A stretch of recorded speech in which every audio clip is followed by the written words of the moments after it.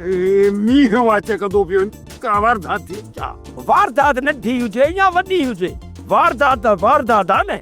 ये ॾिस, ज़ाल कद जी नंढी हूंदी आहे या कद जी डिघी हूंदी आहे, ज़ाल त ज़ाल आहे न। ये वॾी वारदात थी आहे, वॾी वारदात आहे।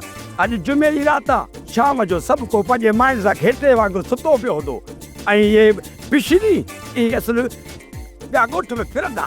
भला ॿुधो, असांजे हिन ॻोठ में कॾहिं खां भिशनी आया न। जॾहिं खां तूं ॻोठ मां आयो हुई।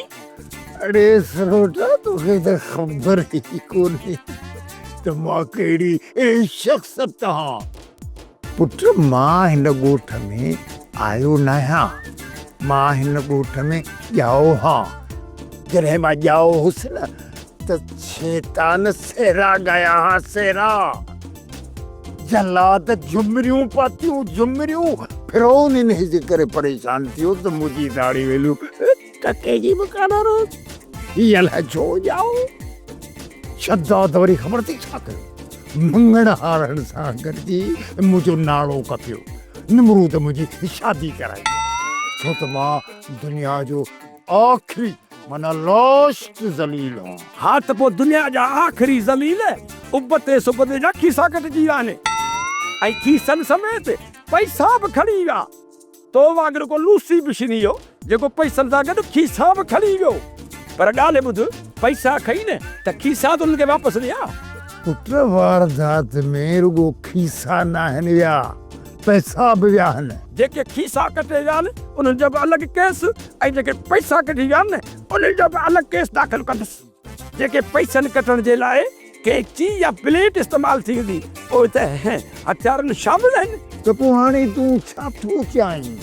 पहिरीं त मां हिन बिशनी जी भेण खे भाॼाई चवां, उन खां पोइ हिनखे पकड़ींदुसि, उन खां पोइ उबते सुबते जा खीसा हथु कंदुसि।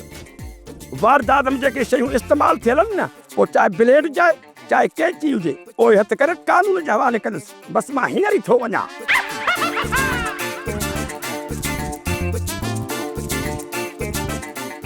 हेतिरो केसा एॾो खणी करे ॿुधायो अथई। हाणे भिशनी ॻोल्ही, असली वॾो भिशनी ओरिजिनल त मां हाणे खणी कमु छॾे ॾिनो आहे। खोड़ साल पहिरीं मेलनि में मायुनि ऐं मर्दनि जी असली सफ़ाई करे छॾींदा हुआसीं। हिनखे त ख़बर ई कान्हे त दुनिया जो आख़िरी ज़लील मां हा। ॿिया हू त मूंखां कोई थे।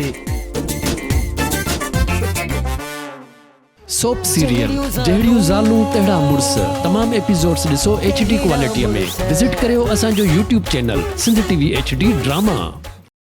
सब्सक्राइब कयो असांजो official YouTube channel Sindh TV HD drama ऐं वधीक अपडेट लाइ बेल आइकन खे क्लिक करियो।